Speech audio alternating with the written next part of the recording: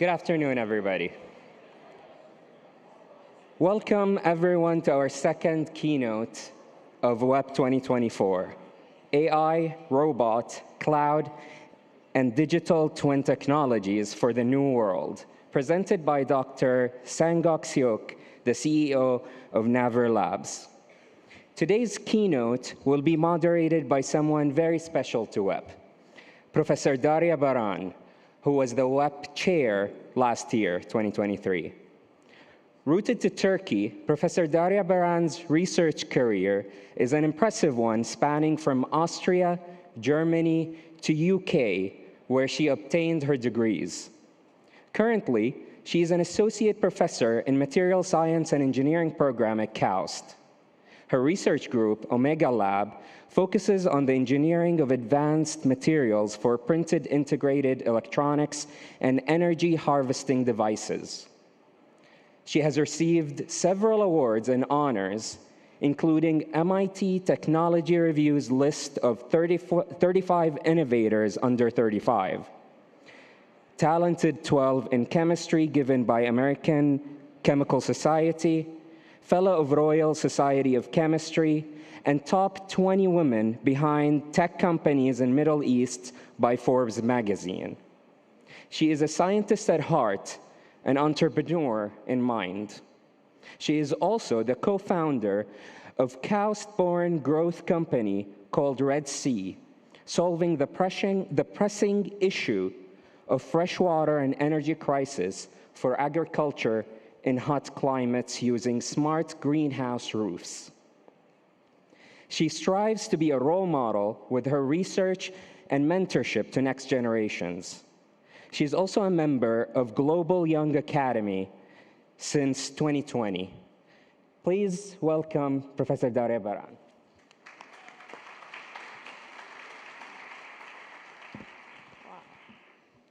Hi, everyone. Happy New Year, first of all. And it's a pleasure to be on the stage after WEP 2023 last year. So I would like to thank the WEP chair this year, Professor Xingao, for giving me this opportunity to be with the amazing WEP team and, of course, you all again. With this, it's with great enthusiasm that I welcome you today, digital adventure featuring Dr. Sangok Seok, CEO of Naver Labs. A visionary leader, Dr. Seok spearheads Naver's research into next-generation technology platforms, skillfully incorporating elements such as robotics, AI, autonomous driving, digital twin, and beyond. And I've just heard that Naver is a Google platform for Korea and much more, which you will hear. His academic trajectory is notably remarkable, encompassing a bachelor's and master's degree in mechanical and aerospace engineering from Seoul National University, and the prestigious doctorate in mechanical engineering from Massachusetts Institute of Technology. Dr. Seok's groundbreaking research on the MIT Cheetah earned him accolades, with his paper selected as the best at IEEE ASME transactions in 2016. Having contributed significantly at National Instruments and Samsung Electronics, he took the reins at Naver in 2015, spearheading the robotics field and securing over 60 robot-related patents. As the CEO of Naver Labs since 2019 and Naver Labs Europe, which is in France, I've heard, since 2020, Dr. Seok leads an exceptional team of researchers from 27 countries, shaping the future of Naver. His visionary leadership was spotlighted in 2022 with the 1784 project, where Naver's second headquarters became the world's first robot-friendly building, capturing international attention. Dr. Seok's impact extends to technology milestones, including the first domestic installation of local 5G networks and advancements in smart building technologies, earning him the prestigious Industrial Service Merit. In 2023, he assumed the role of Vice Chair of the Business Executive Council at the National Academy of Engineering of Korea, guiding innovating research in both engineering and business development. So please join me welcoming Dr. Seok to WEP 2024 stage. Thank you.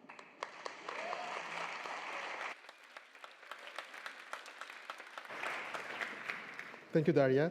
Hello, everyone, and Masar Khairi. It's a pleasure to be speaking at KAUST Winter Enrichment Program of 2024. Today, I'd like to introduce Naver Labs digital twin and cloud-based robot technologies. Naver Labs is Naver's R&D subsidiary working on the future technology of Naver. For those who are not familiar, Naver Corporation is a global ICT company providing South Korea's #1 search portal, Naver. Its service also includes Line Messenger, Snow Camera app, and digital comic platform, Naver Webtoon. This is my brief history, but I will not bore you with all the details. Instead, let me share some research I did while getting my PhD. The Meshuam and MIT Cheetah are two robots I developed at MIT. Let me show you the MIT news coverage on Meshuam.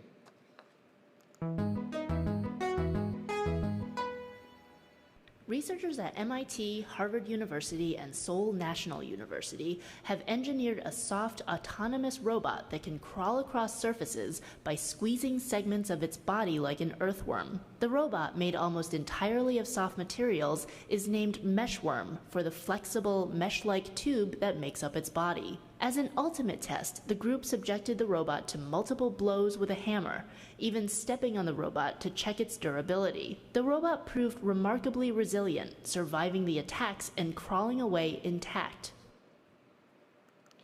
In complete contrast to the Meshuam, MIT Cheetah is a fast-running robot inspired by the movement of actual cheetahs.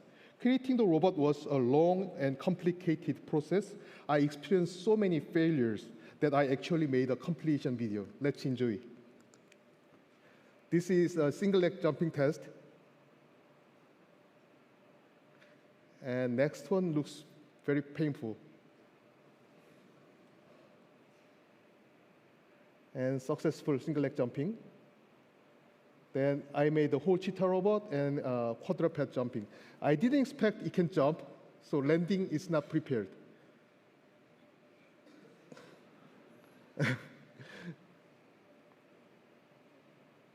And successful jumping.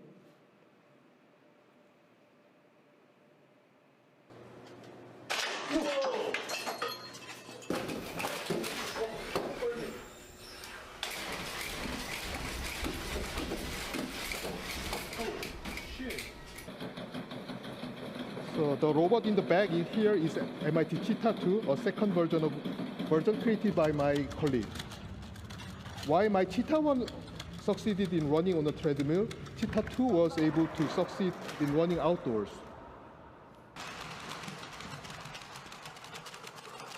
Stop, stop, stop, stop, stop, stop, stop.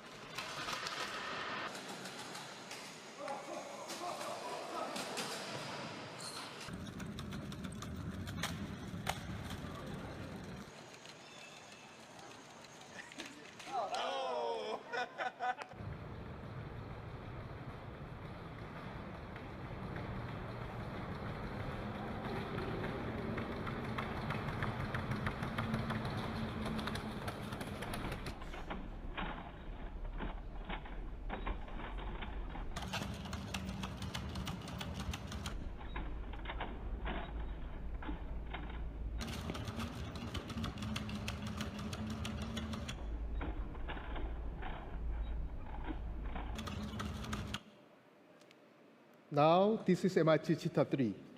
Oh, thank you. After I joined Naver Labs, we started funding MIT Cheetah 3 and MIT Mini Cheetah. Cheetah 3 can carry heavy payload up to 10 kilograms, gallop, and climb stairs without using vision sensors. It's also capable of jumping high up to 30 inches or about 76 centimeters.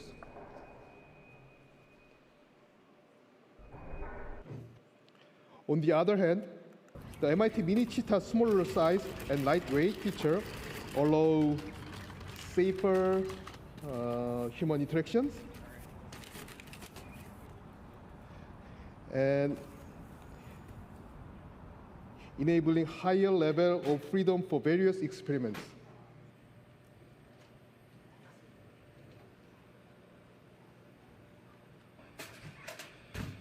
We're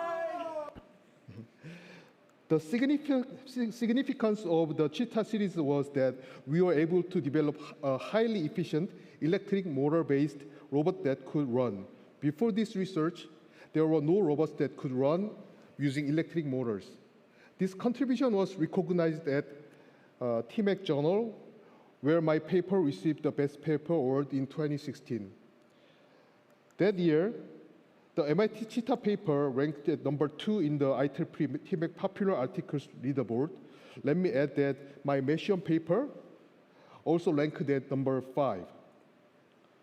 Rankings all aside, the most important implication of the Cheetah series research is the paradigm shift it brought to the field of legged robots. Starting from Honda's Asimo and Kaist Hubo, legged robot research initially relied on electric motors. But with Boston Dynamics Big Dog, the trend shifted to hydraulic actuators that enabled the robot to perform more dynamic movement. Then came my Cheetah robot, which used electric motor-based proprioceptive actuators. Despite using electric motors, the robot legs were strong enough to support dynamic motion and impact, thus changing the paradigm back toward electric motors. I hope that gave you some insight into what research I've done. Now I'd like to introduce what we have been doing at Naver Labs. Naver Labs has 2 offices, Naver Labs headquarters in Korea and Naver Labs Europe in France. In 2017, Naver Labs Europe was founded following Naver's acquisition of Xerox Research Center in Europe.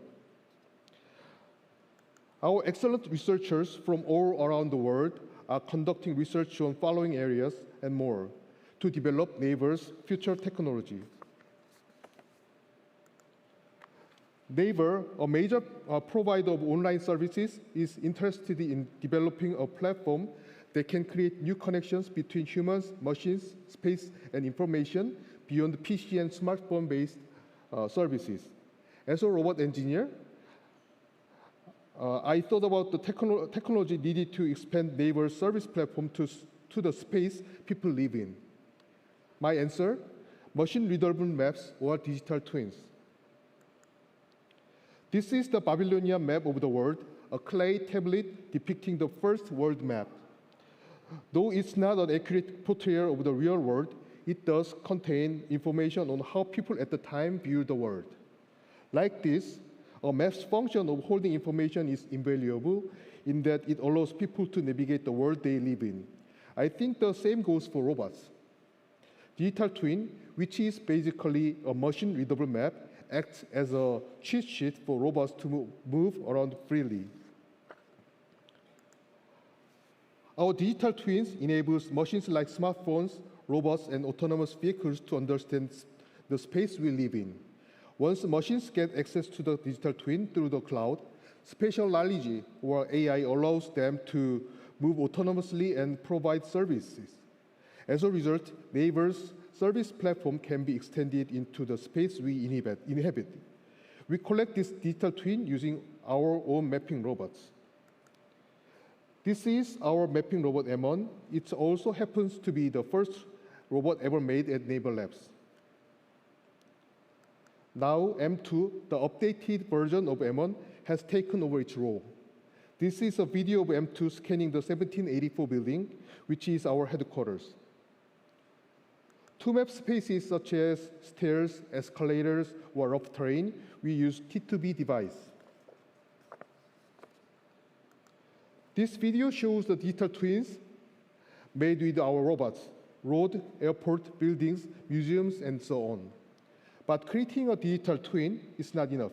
Devices in the physical world have to be connected to digital twins in the virtual world. The technology we developed for this purpose is visual localization.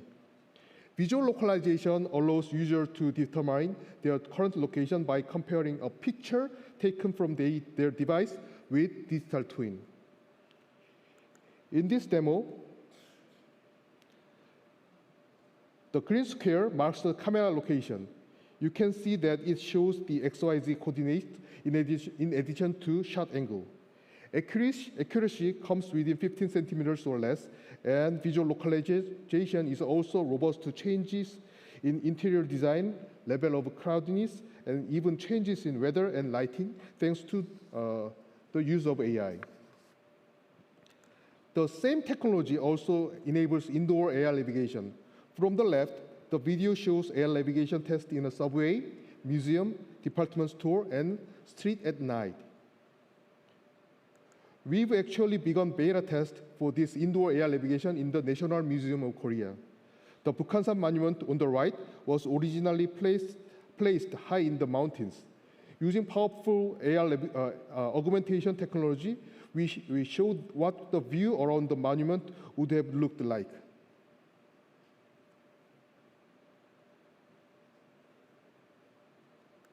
Now, let me move on to robot technology, the medium for Naver to expand from the online world to physical world. This here is Naver Labs' autonomous driving robot platform Around, which provides the basis of many different robots. To navigate through the building, our robots all use digital twin data collected by M2 and uploaded on Naver Cloud. This approach is a key idea of Naver's robotics research that continues to this day. As a result of this approach, our robots do not use laser scanners, which is a key differentiator. With visual localization technology, our service robot can perform accurate localization and move autonomously using only with cameras. You are all familiar with AlphaGo, right? I'm sure you know. AlphaGo was created through reinforcement learning, and as soon as it was released, we started a project to apply reinforcement learning to robot autonomous driving. This is what some of our employees decided to do after ordering robot coffee delivery. 오.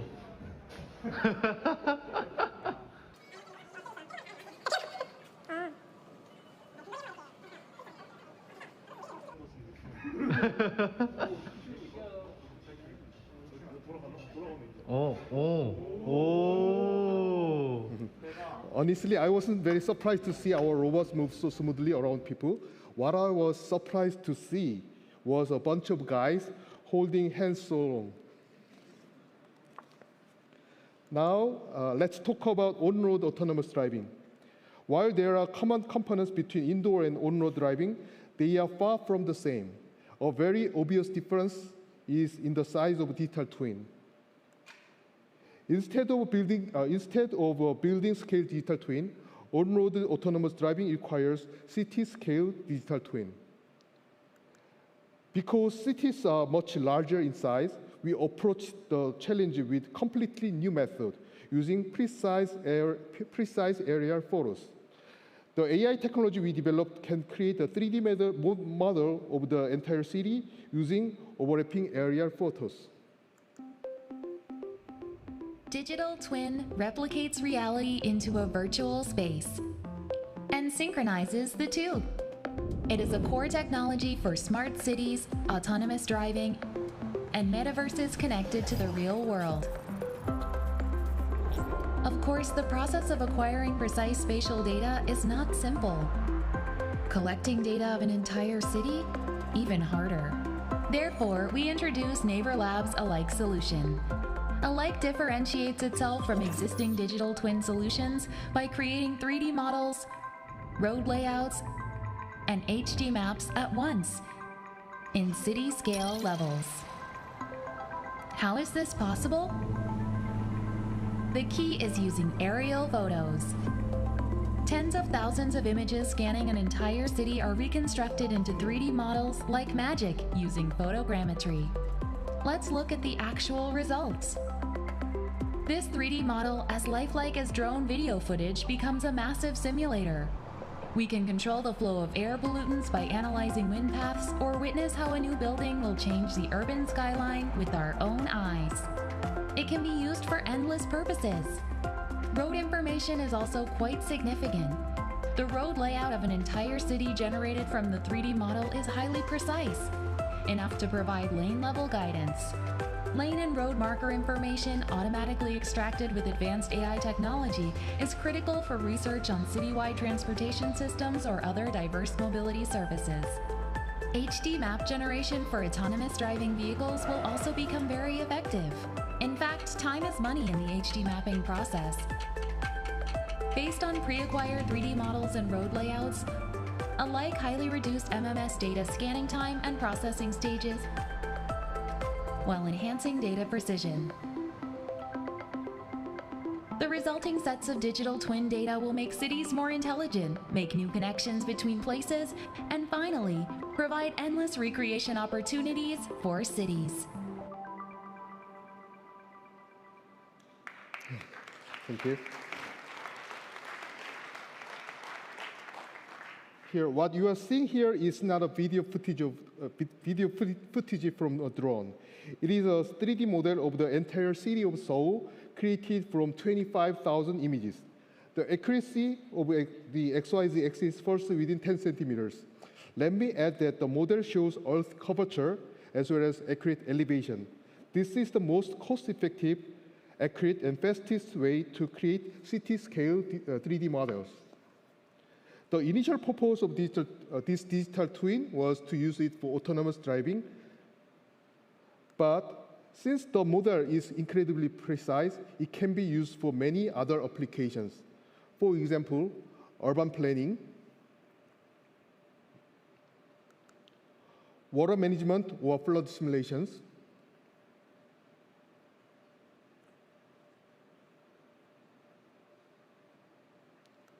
and city monitoring, and many more. This technology is what we've agreed to implement in Saudi Arabia, or announced last October. Using a like solution, we will create digital twin of 5 major cities in Saudi Arabia for the next 5 years. These are the 5 cities we will be targeting, starting first with Jeddah early this year. Let me show you one more fascinating example. Season 2 of K-drama series Sweet Home was released on Netflix, based on the Naver webtoon comic series of the same name.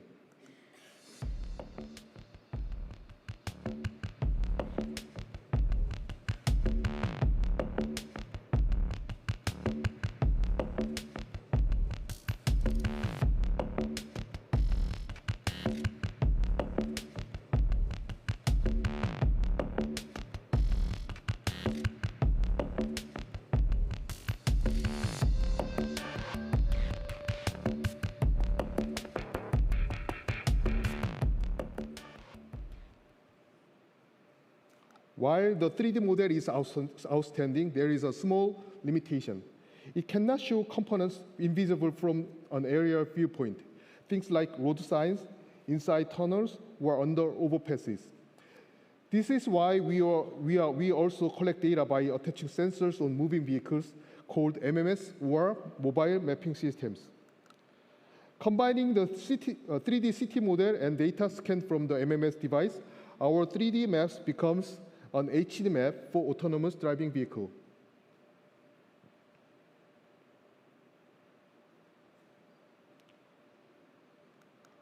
While GPS generally works only in outdoor environments, our autonomous driving vehicles can also go indoors. This is because we have both indoor and outdoor digital twins, allowing precise localization no matter where you are.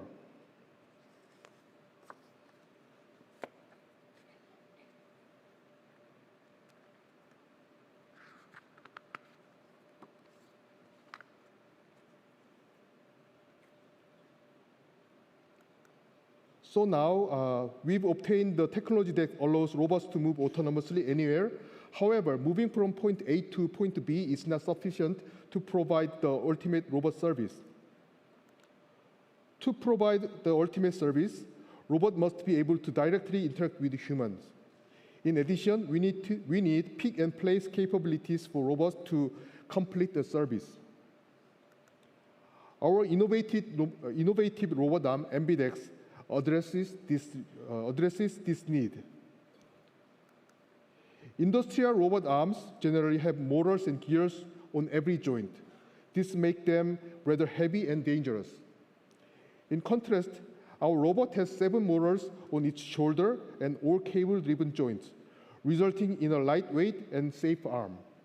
Moreover, it's capable of simultaneously performing position and force control.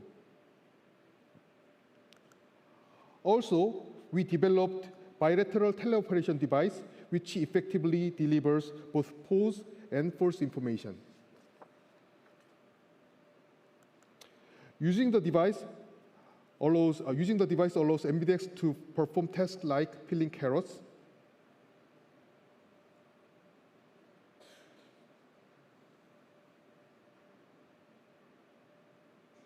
this part is not very human-like, but we change its hands. Then proceed to shake hands and even give hugs. Most hugging robots need cushioned arms for safety, but our robot can safely hug people without any.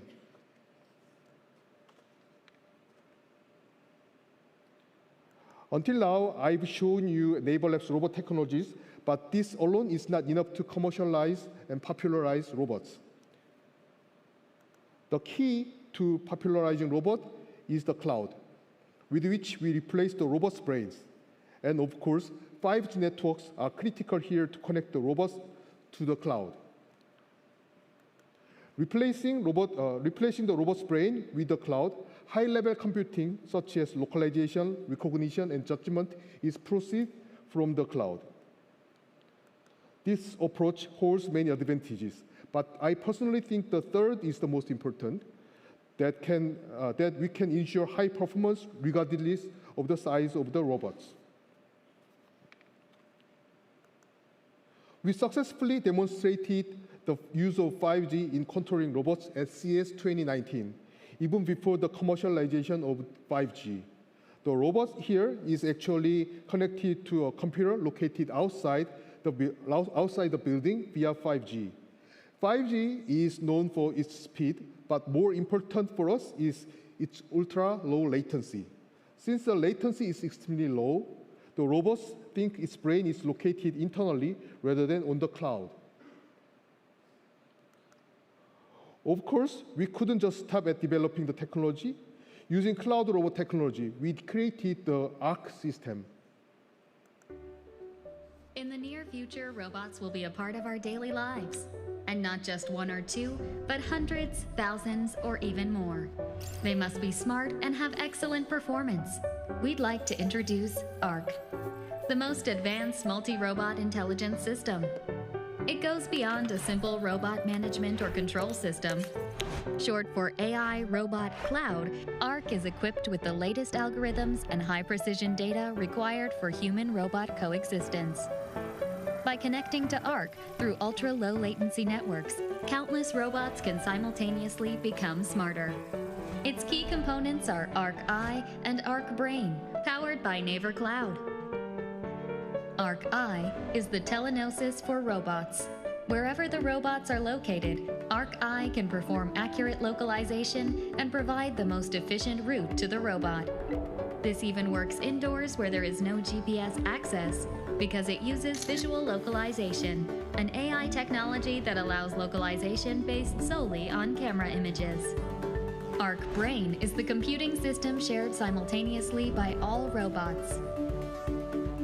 Complex brains previously had to be built inside each robot, but we can now transfer the robot brain to the cloud using 5G networks' ultra-low latency. This was made possible by a breakthrough solution called brainless robot technology.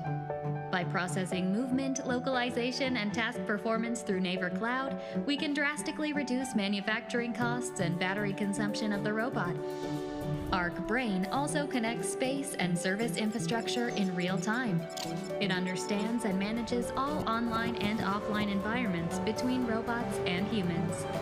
ARC Brain will increasingly make robots smarter by updating data and algorithms, so robots can completely be integrated into our everyday lives, something robots can't possibly do on their own. The new connection of AI, robot, and cloud begins now. Thank you. We've currently deployed ARC in 1784, Naver's second headquarters. It's integrated with the spatial data and various infrastructures of the building, not to mention with Naver's diverse services. Naver 1784 is not only Naver's second headquarters, but also our test bed for tech convergence. It serves as a real-world reference for us to test our technologies. Because we operate about 100 robots in the building, the design had to ensure their easy movement. Any and all steps on the floor have been removed, and a robot-only elevator was installed.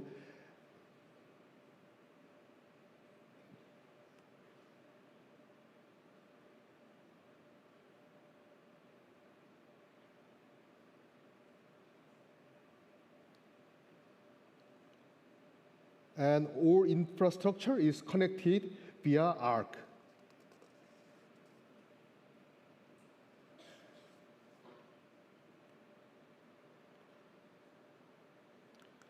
When we were developing robots for 1784 project, we gave much thought to human-robot interaction, or HRI. During the planning phase, we thought long and hard about what the best size of the robot would be. Through multiple experiments and studies, we decided on the size of 107 centimeters tall and 50 centimeters wide. We also conducted many experiments on how the robots should move to evade humans, covering both static and dynamic obstacles. This video shows an experiment to find the best algorithm for multiple robot control. Our human employees are acting as stand-ins for the robots. And here it actually looks like in motion with the real robots. The app interfacing robot and people is also a critical element. Employees working in 1784 use the Naver Works Super App, which contains all functions on the slide and more. I'm sure you are all curious to see the robot delivery service actually looks like. Out of the package, lunch, and cafe delivery services, let me show you what happens when an employee requests lunch delivery.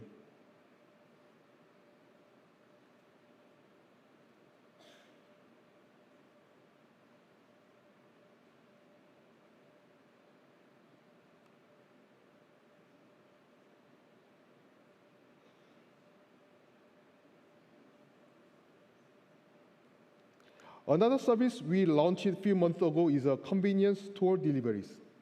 Naver employs workers with developmental disabilities in the convenience store. With the robot delivery service, these employees now collaborate with the robots, picking the product ordered and putting it in the robot. The motivation behind the service was to allow employees with disabilities to experience more diverse tasks. We also wanted the opportunity to include them in the technological advancement. As the year 1784 marks the start of the first industrial revolution, I sincerely aspire for this smart building, 1784, to become the start of humanity's next advancement. Our effort will not just end with the 1784 project. While 1784 demonstrates the tech convergence for vertical buildings, our next project is for the horizontally spread out campus. It is the hyperscale data center reaching 300,000 square meters. Named Sejong, Naver's second data center opened last November in Sejong City, Korea. The goal of this project is to have robots handle about 600,000 servers in the data center. In addition to robots, we will also operate autonomous shuttles necessary due to the sheer size of the campus. More specifically, there is a Zero, a server racking robot,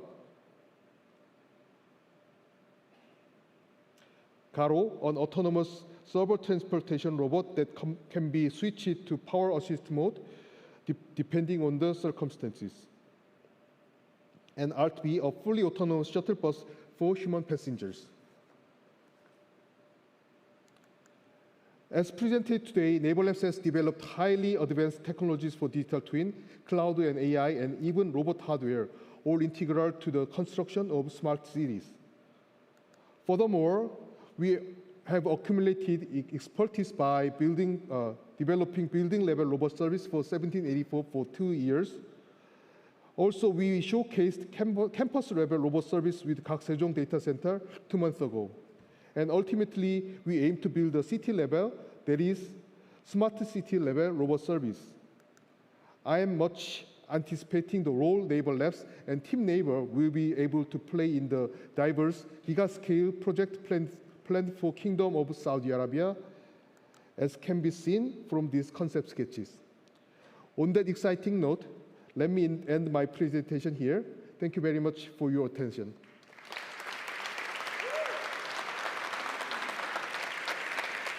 Thank you. Thank you very much for this mind-blowing, I would say, talk. And the floor is open for questions to Dr. Seok. So please make yourself available to the microphones on the 2 sides, if I can see clearly. Yeah, please stand up and come to the microphone, please. I see, yes, so that we can hear you clearly.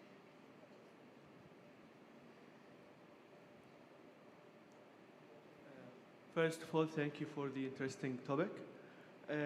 I wanted to ask about something. I can see a huge market for this 3D city map for communication companies, because now we are moving towards higher frequencies, and that makes communication waves act more like a laser that reflects off services. And we are now in the communication field looking into installing smart reflecting surfaces that try to optimize the communication coverage of the towers. So I think this 3D digital twin can be very, very valuable in that field. But given that you also model the surfaces material, so I think this can be done from the imagery using AI or even just basic inputs to the data you have. So I'm wondering if you are looking into this, because this also can be an end user that might be interesting for you. Yeah, thank you. Yeah. Thank you for your question. Actually, one Japanese company is looking for that applications. So I cannot say the name of the company, but yeah, that application is very useful. So the city is not 2D, 3D. And so far they model that kind of situation with only 2D situation. But yeah, for the advanced and better service, 3D model is essential, I think. Thank you very much. Yeah. Hello, thank you very much for your talk. I wanted to ask about, obviously all this technology you're mentioning in the presentation is important and has really good applications, but is the company also are you looking about the security concerns this may arise, like problems with the digital twin being tricked or hacking into the robots or things like that? Have you have any area investigating all this information that would be important in the future? Let me ask help for my translator. 질문이 뭐였죠?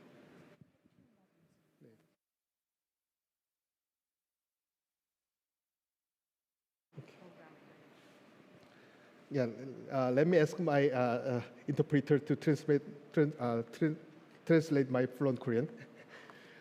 지금 네이버 같은 경우에는 그 한국의 온라인 서비스고 매일매일 해킹 공격을 당하고 있는데 그 네이버가 그런 보안에 대한 기술들 자체를 이 로봇 기술에도 바로 적용하고 있어서 굉장히 안전한 로봇 서비스를 제공하고 있습니다. So as Naver is actually providing online services for the majority of the population in Korea, we are experiencing lots of cybersecurity threats and hacking as well. And that, in order to address that, we impose a very high level security program for our services. And that same level of security is also imposed for our services here at Naver Labs as well. 참고로 네이버는 이제 1999년에 설립돼서 지금까지 한 25년 정도 됐는데 한 번도 해킹을 당한 적이 없습니다. For your reference, Naver first was established in 1999, and we have been operating our services for 25 years, and we haven't had a single hacking being done on our services. Is that? Thank you very much. Thank you.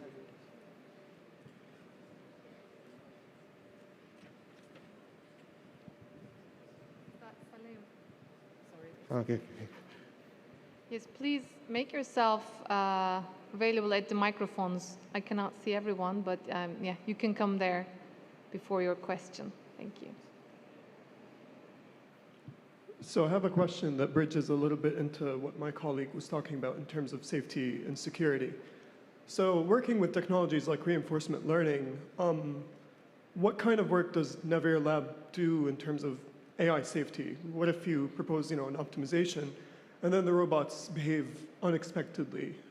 Another question, I suppose I want to add to that. Does Naver Lab maintain any commitment for certain ethical codes, such as not collaborating with the military or armies in terms of their robot technology? Thanks. 좋은 질문이고요. 질문이 갑자기.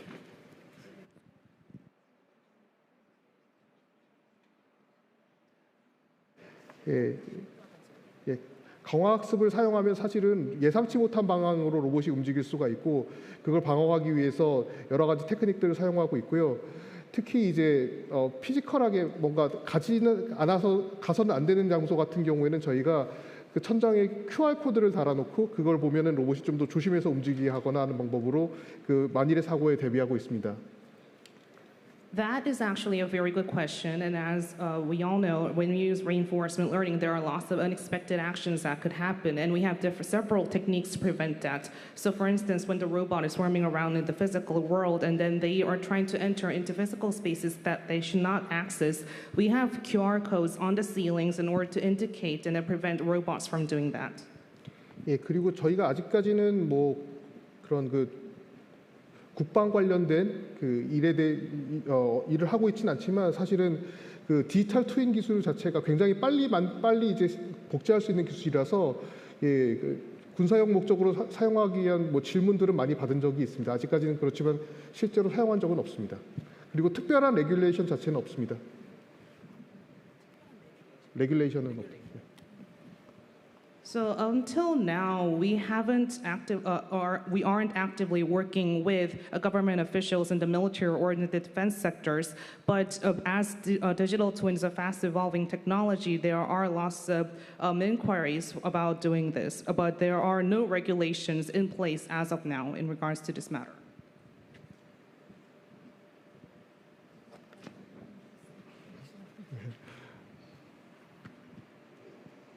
Further questions from the broader audience, I'm also expecting, because these applications, as Dr. Seok showed, can be applied in several aspects. And I know people working on water and alarming systems, securities. So please, yes, over there. Smart cities, 5G.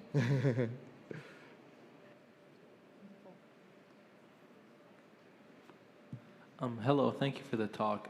I just wanted to ask, you mentioned accessibility briefly in the talk. Are you guys working on these robots? Are you considering making wheelchairs, automated wheelchairs that use digital twins to help navigation, or is that something you're looking into? Actually, that's a very good question. Actually, we hired interns to make the kind of autonomous wheelchairs several years ago, and I really wanted to be that product to be commercialized, but many companies such as I cannot tell you the company. Anyway, many companies actually approach it, and then but they think that the price is somewhat high to commercialize, so fail to commercialize. But we all actually has a experience. Yeah. Thank you. Thank you. And also the digital twin technology and visual localization. One of the Korean research center is working on robot dog with visual localization for blind people. Hello, thank you for the very interesting talk. I like the videos and it was like very engaging. I had a question while seeing the tiger or like the robots that like replicate animals. And I was wondering what is the benefits or what are the applications that we can have using these robots? Yeah, the actually field robot only can go around the like smooth surface, but leg robot can go anywhere human can go. So that's the benefit of the leg robot. So that's the reason why we are developing leg robot, and some companies are developing humanoid for the same reason. So leg can go anywhere where people can go. Thank you. Thank you.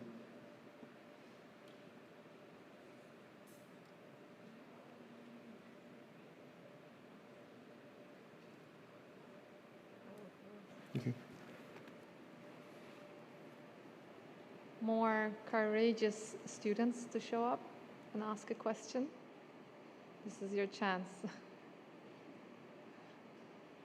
Maybe I will finalize if that's it. That's more of just a curious question. Like coming from a Korean-based company, I wonder why you chose France as a base. Is there a specific reason, or is it business related, or do you see the potential in Europe? How does that work? Yeah, there are interesting reason why we choose France. When AlphaGo was released, there was a shortage of AI expertise. And at the time, Xerox is famous for a copying machine. The company is like, how to say, yeah, company situation is not good. So they had AI research center in Europe. So they want to sell that company. And we found the company and we bought that. And we are collaborating together really well. So, yeah.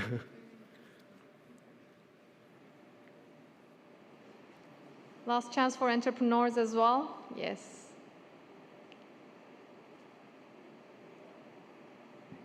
Hi. I just was sitting there thinking about the question to come up with. So the question that came to my mind is about the humanoid robots, which is like a next step, I would say, in the area of the robotics. I mean, what we all probably expect in the near, maybe 10, 15 years, is that we will have some kind of the robots that have the human form. For example, what do we have? What kind of current trend do we have in the market? Tesla bot. I don't know, the one from the Boston Dynamics, I forgot, Atlas. So, and so on. Do you have any plans in like doing some work and creating some robots that are humanoid-like? Yeah, actually, MBDX is our robot that can actually mimic like humanoids. So it only has like 2 arms, but we are actually trying to make the robot act as capable of like humans. How to say? Physical intelligence. So actually, what I show you during the presentation, there is a bilateral teleportation device. The reason why we are using that is get a data from humans. So human is peeling carrots, then we actually collect data, and then without human, robot can do peeling carrots by machine learning. That kind of approach is what we are doing. And also, we are collaborating with MIT to make a humanoid robot which can run really fast. So, thank you.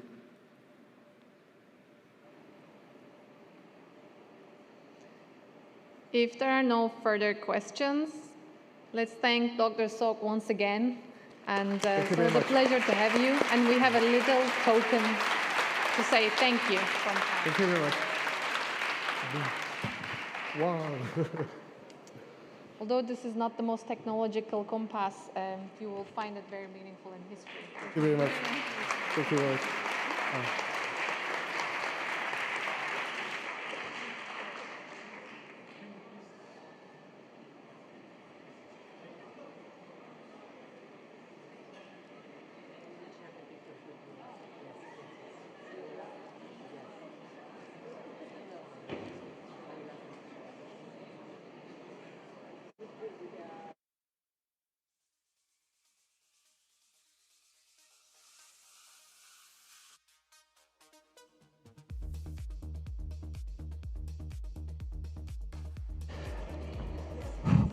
Just a quick reminder, everybody, that the museum in KAUST will be open in the duration of WEP for those 2 weeks until 7 p.m. So it gives you an opportunity to go and visit it. It's a cool place to see.